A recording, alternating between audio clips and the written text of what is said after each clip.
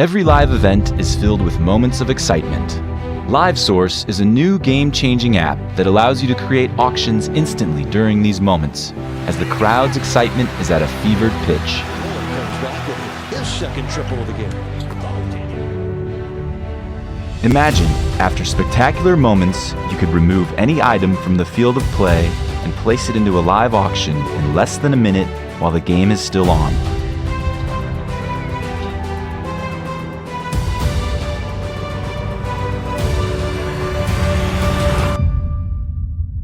Imagine the fans in attendance bidding on and winning one-of-a-kind memorabilia and experiences from that event while the event is still going on.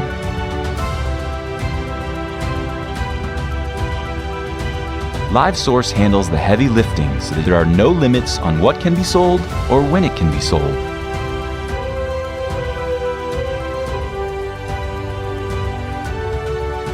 Auctions can be created in less than 60 seconds, at which time the app immediately notifies fans to start bidding, determines the winning bidder, and arranges payment and delivery moments later. Excite your audience with highly shareable moments. Motivate more fans to attend your event, increase revenue. With LiveSource, it's as easy as 1, 2, 3.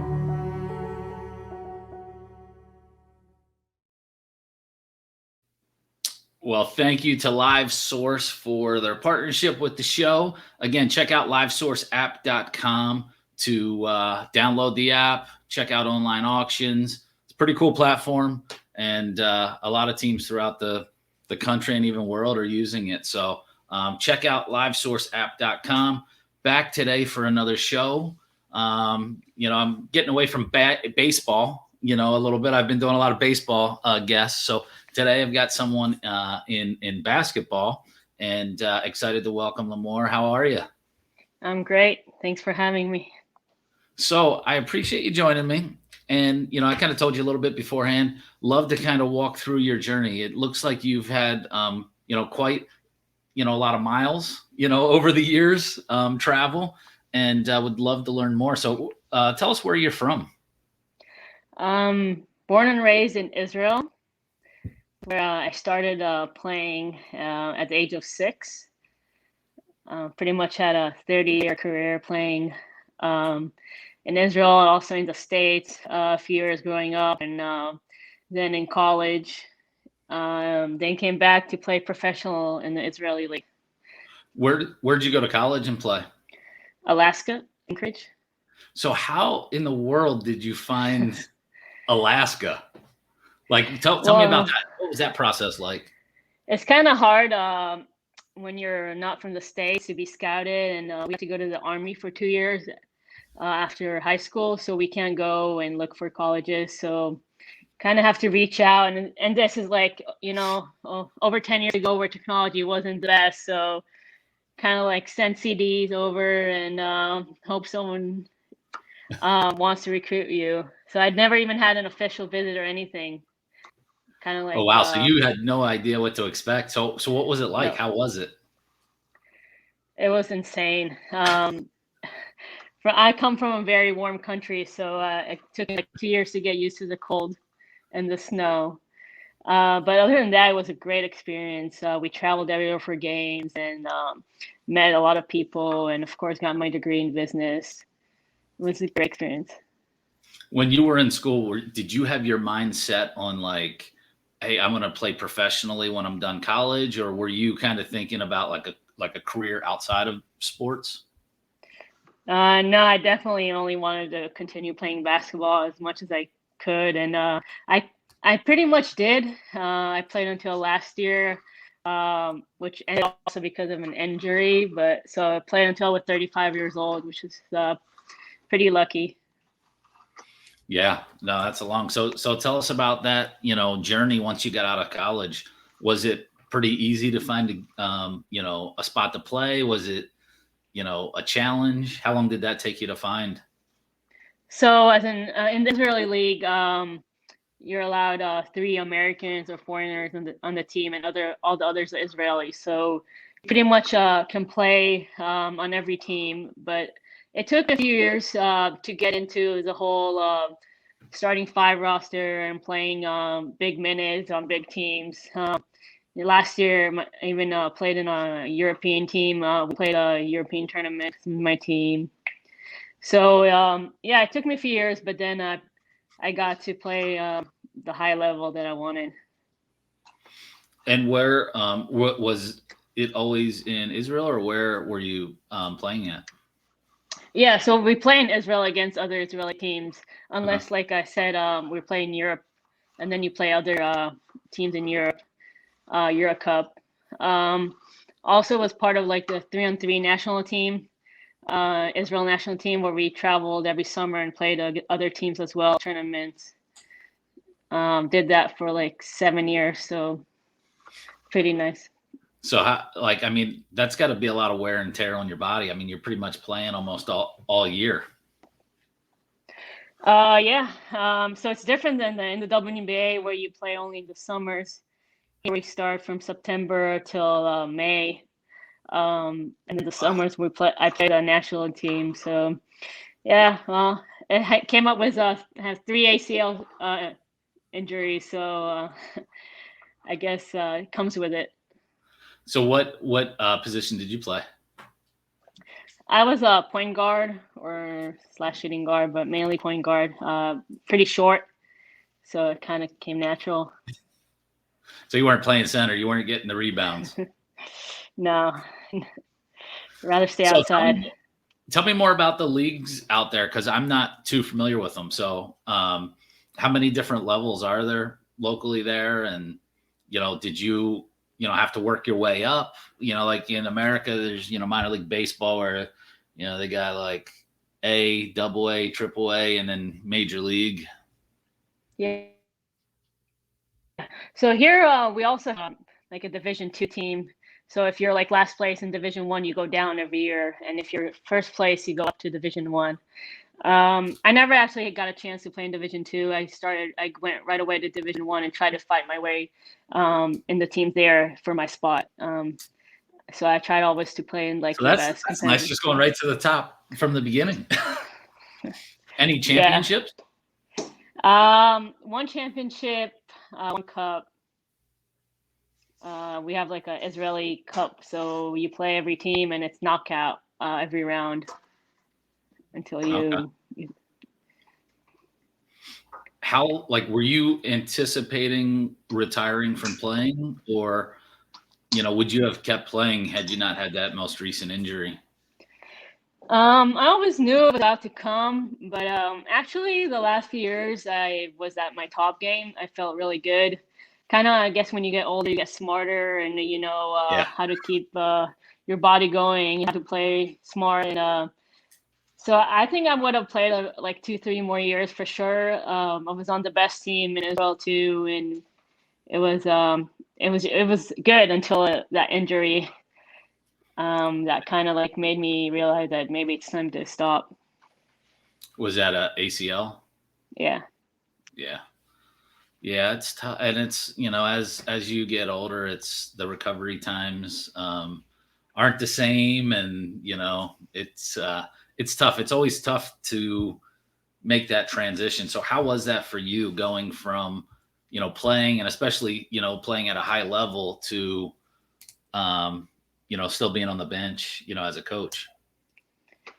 Yeah, so I think I was pretty lucky. The team that I played last year, they kept me on and asked me to stay as an assistant coach, which kind of made the transition easier for me. Also not playing, but staying and coaching in the some familiar place, and the people and the players and the organization.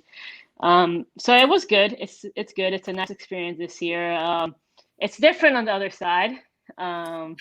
Sometimes you still want to go in there and play, but I try to do my best. As a point guard, kind of always was the little coach on the court, so I always had that characteristics in me. So I'm learning the new position right now. So are you back where you can run around a little bit? Do you get out there and practice with the team at all, or you hands-on instruction? So I'm actually, knock on wood, okay. So I did practice again in the beginning of the season. I did. I wasn't even thinking about playing.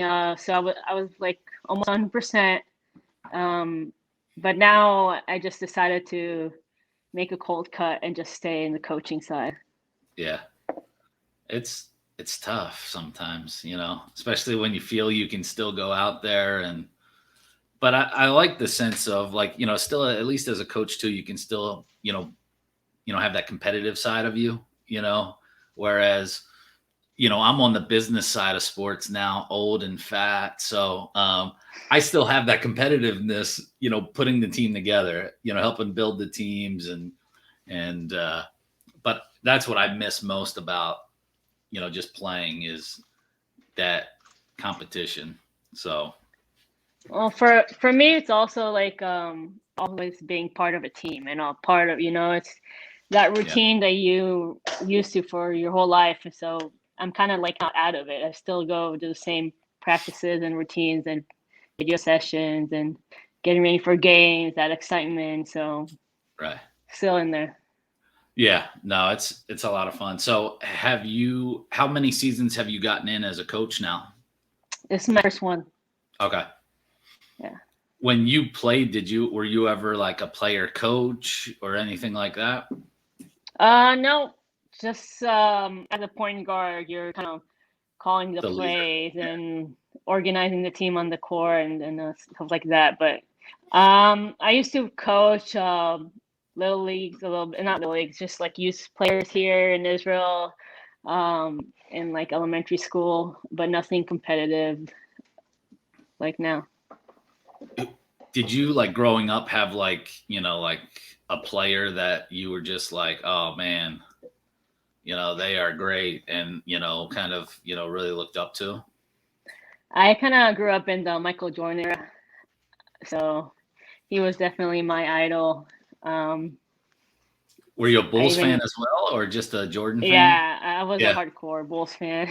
I had the gear and everything. And I when I was here, I had to wake up like at 3, 4 a.m. To watch the games, but I would do it. I would do it Wow. every night. Dedication. Yeah, Dedication. Hopefully not on school nights. it's okay. My parents knew. When you were growing up, did you play other sports or were you solely focused on basketball? Played other sports for fun outside with the kids, some soccer, tennis, volleyball, but I was always only serious about basketball. And at what age did you realize like you were pretty good? Um, I don't know. I guess I always thought I was good. I was never like the best out there, but I was like good enough to be part of the team in every level that I went to, and just think I just always knew I'm gonna outwork my competitors and I'll beat them. I'm very, very, very competitive, so I was always like ready to be that person on my team and on the other team as well. So I never, I don't know. I guess I always knew that's what I'm gonna do. So tell me about the app that you co-founded. Yes, so STRIV actually came up with the idea last year as when I got hurt and COVID hit. So there was no basketball and there was nothing pretty much. And I was like thinking about it and it just came out like, I wish we had a solution. I wish that was this app, not only for COVID times, but even like when I was growing up. So it's pretty much a digital platform for connecting coaches and players worldwide on remote personalized training. And we try to focus on personalized training. That means we want to fit every person with the right practice plan for him. And like every practice, it's going to be a new practice. So every day he wants a new practice, he's going to get a new practice, depends on his work before. And it's geared towards that specific athlete? Yes. Nice. So every player chooses his coach and what he wants to work on and what he needs to work on, and the coach sends him the practice plan. And also, once he sets the practice plan, the player, he videos himself through our app. And we added AI features that also like capture all his stats and all his mistakes and errors. So once he sends it back to the coach reviews it and sees everything that he's done, and he can correct it and send him new practice plans based on that old one that he did. Wow, that's awesome. So Yeah, you must be really smart to be able to put all this together. It sounds like a difficult task. well, yeah, I have how a long good did team. it take you to get it, operational? So it's been almost a year now that put together this team that we're working on it, and actually next week we have our first pilot out. We have 100 users ready to use it, Nice. and if everything goes well, then I can probably about April we'll go with our first MVP out to the Apple stores, and we're gonna start launching it in the U.S. But again, it's supposed to be worldwide because it's not supposed to matter where you are geographic wise or town wise. That's the whole idea of it, that you can train on your time, on your terms, from the coach's side and the player side. Yeah. No, I think that's great. And especially you look at a lot of these, there's a lot of, kids out there and athletes that live maybe in small towns. Maybe the trainers aren't to the level that they are in the bigger markets or that they could be with this app. So I think it's a great tool. And, with technology now, it's great. Is it just going to be for basketball, or will you cross over to other sports as well? Yeah, so we start with basketball because obviously that's what I'm most comfortable with. But definitely we're gonna duplicate this to other sports once we get this running. Nice. And then how's the model? Do the athletes like pay like a monthly subscription or like a per session type fee, kind of like they would if they were getting regular training? Yeah, so the whole point of this app is not only to get you the right training and remote training, but also save you money and train more. So, personal training is expensive out there. So we're trying to make it remote so you can train more sessions a week, but pay less per session because the coach doesn't physically need to be there. So we're not going to charge any monthly subscription or anything additional from the player side more than they would pay for any session. Okay. From the coach's side, we're just going to charge a small percentage commission fee for each practice they do. So no one's obligated for a monthly or weekly or yearly. It's just as much as you train, that's how much as you pay. Nice. No, that's great. Now, can the athletes like go back and look at prior sessions, or do they kind of disappear once they do them? Yeah, definitely. So what we're trying to do is for the athletes, they're going to have all their videos saved. They can watch everything, can upload to social media. They can do whatever. They can show it to other people and retrain and everything. And for the coaches side, we're going to save all their data, all the practice plans they make, all the reviews they make. So they'll have their own pretty much libraries. They're pretty much their own business. Nice.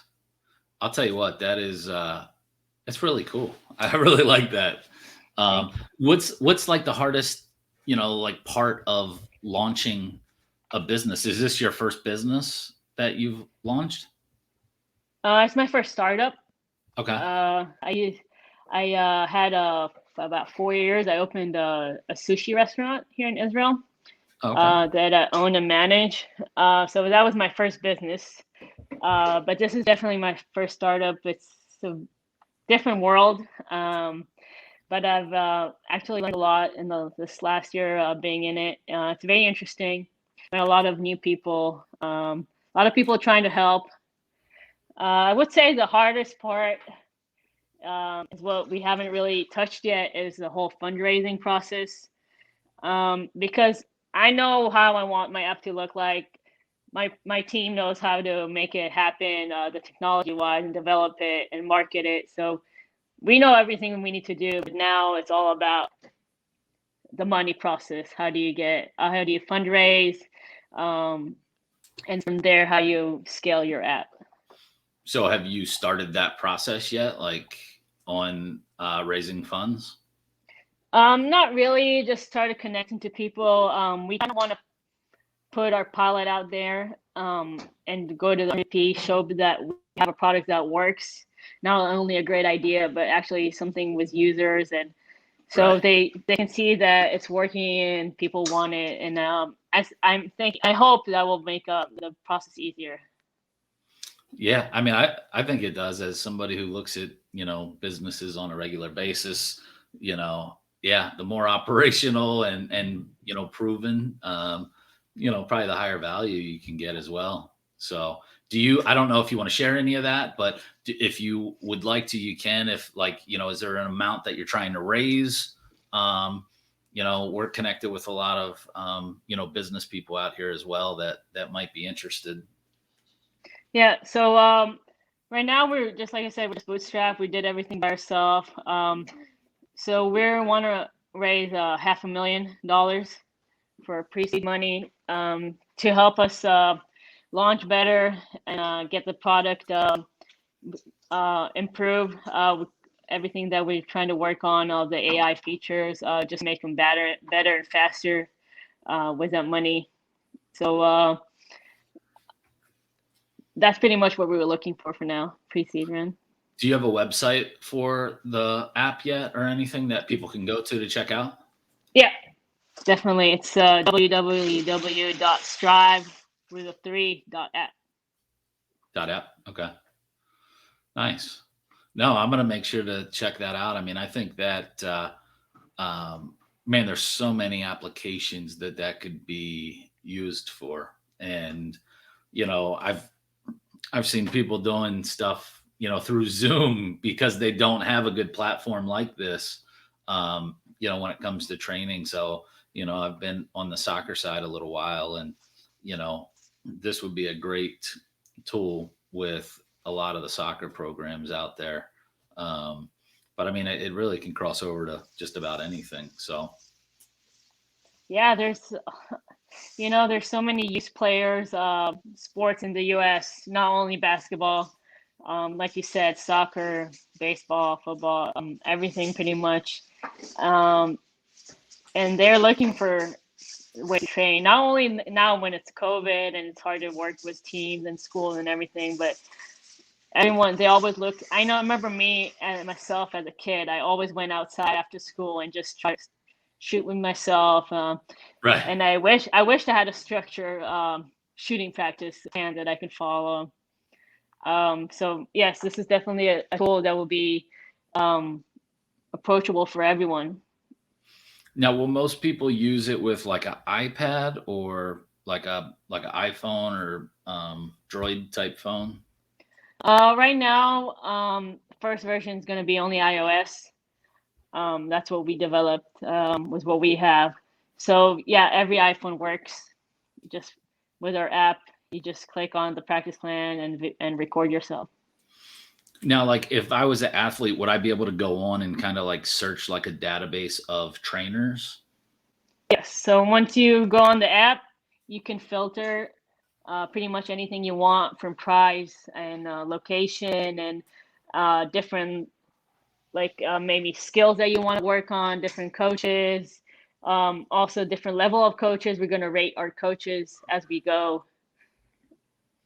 So you can filter whatever you want. How about like as a coach, like, is this something like, I mean, I could see this being a nice tool for some athletes too, that are looking to kind of develop something in the off season. Maybe I know, like, I've had soccer teams and a lot of our soccer players, they do training sessions and coaching, on the side because they make really good money. I would think this could also cross over for them as well, right? Yeah, definitely. There's a lot of college coaches, even NBA coaches, that do personal training on the side during season and off season. It's something that the coaches are going to be there on all levels, not only kids coaches. Nice. No, that's really cool. I like it. So outside of, sports, what else? What do you like to do? I really like the warm weather, so I like the beaches here. Every time during the day, I go to the beach. I love that. Other than that, music, movies, friends, and With a lot of sports. with basketball, have you I mean, obviously you were in Alaska and some other places. Did you get a chance to travel a lot, or was it mostly just right there? Um, I never got to do like a big trip, a few months, but definitely got to travel a lot with basketball and without basketball. Always had like a few weeks here and there in the summer to go places, and also always went back and forth from Israel to the U.S. I have a lot of friends and family there. What areas in the U.S. have you been to? Any area your favorite? I lived in California for a while, so I like that. I'm in Miami and also New York. It's pretty much my favorite three states. Yeah, yeah. No, I live in Florida, like Orlando area by Yeah. Disney, so it's nice and warm here all the time, which is good. I don't know if I could do Alaska. It seems like there's snow there all the time. I don't know. I guess it's probably nice though. Nice I mountains. probably couldn't do it now either, but it's pretty warm in the summer though. Is it? Yeah, really warm. When you were in college in Alaska, what area, like you, I mean, you pretty much came probably to the continental US, the West Coast, I would think, for games, right? Yeah, Seattle, Oregon, Northern California, pretty much where we played our games. Very nice. So far, how has that transition been for you with getting into the coaching side of things? I think pretty much playing all the years gave me so much experience, and that I got from every coach. Every coach has a different philosophy, and I pretty much took a little thing from everyone. Um, I'm keep learning every day, even now. Um, but yeah, I think I have a lot of knowledge in basketball, and sports, and also being part of a team, building a team. Um, so the transition's been pretty not as hard as I thought it would. Because when I first thought I was gonna stop playing, I had a lot of hard nights. I didn't know how I would manage it, but I'm always thinking ahead. What's next? So I think I kind of got up really quick and started Strive and started coaching, and I just hope it will get better, both coaching and Strive.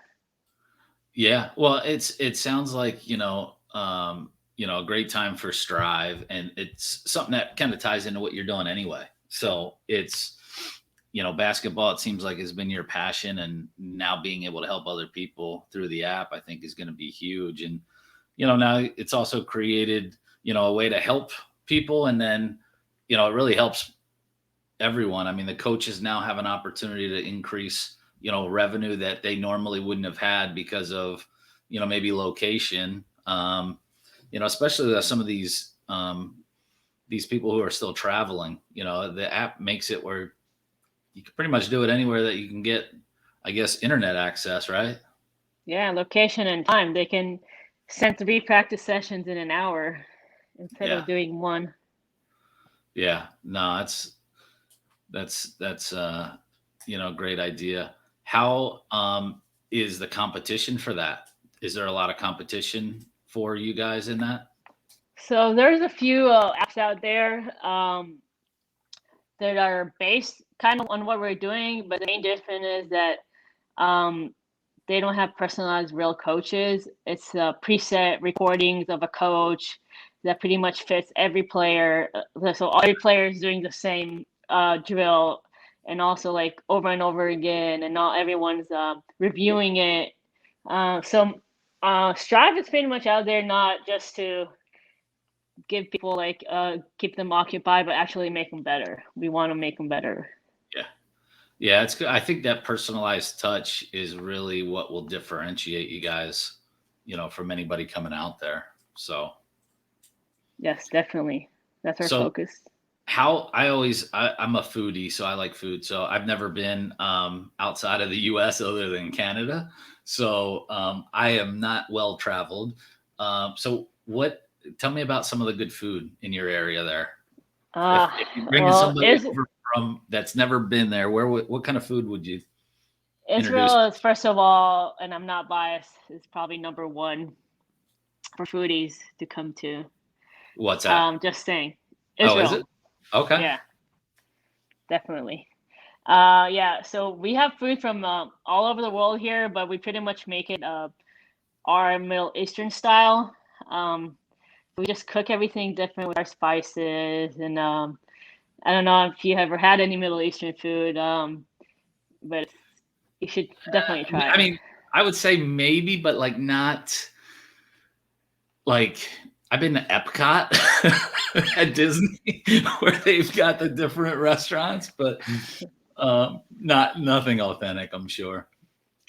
Yeah, I know. You should come to Tel Aviv. Yeah. Yeah, no, how long of a flight is that to like the East Coast of America? From Florida to Tel Aviv, it's around like a straight 10-hour flight. Oof. Man, that is long. I hate to fly. 10 hours is a long time. Yeah, I don't know. I'm used to it by now, so how long of a watch flight a is it few to movies. Alaska? Oh, that took me 24 hours a day travel. I had to take I need 3 one of flights. those like cocoon things that I seen on a commercial. One of those like little private areas where you can just watch movies and sleep. Yeah, it's not that bad. You just take a sleeping pill or watch a few movies, but it's worth it, definitely. Yeah, no, I definitely want to get a little bit more traveled because it's I've just been basically throughout the country here, so I need to get a passport. I guess I don't even have a passport because I never have traveled out. I mean, what's your favorite place in Florida then? What's that? What's your favorite place in Florida? I like Key West is one of my favorite spots. I don't know if you've been down there, but it's like the farthest south in the U.S. From where I live, it's about a 6-hour drive, so I'll drive down there for like a weekend. You fish? Not like, hardcore, but like I'll go with, maybe like once or twice a year. I'd like to do it more, but I'm not really good at it. So I need like a captain and, a boat and all that stuff, but it's fun. I just like the water though. So I like being around the water. And I can relate to that. I don't have it here. I'm in the center of the state. So it's good. All right. Well, so what's next? Any plans, any other businesses that you're looking to, get involved with in the future? Planning to coach the rest of your career? Right now I'm pretty much concentrating only on STRIV, trying to make it out there, make it the best app out there for sports, everywhere worldwide. If I can continue coaching, I would like to do that because I like to be part of it. But yeah, just focusing on that right now. Well, when your app makes it big, don't forget me. Okay. Come back on the show. No, I think it's going to do great. I think you got a great plan with kind of getting the test out there and then going full tilt. So as you do develop that and you put it out there, let us know so we can help share it. We're connected with a lot of coaches and sports executives out there, but and then when I get a passport and travel over there, you can tell me which restaurants to go to. So great. Sounds like a good deal. Yeah, no, I appreciate you joining me. It was great chatting with you. You too. Thank you.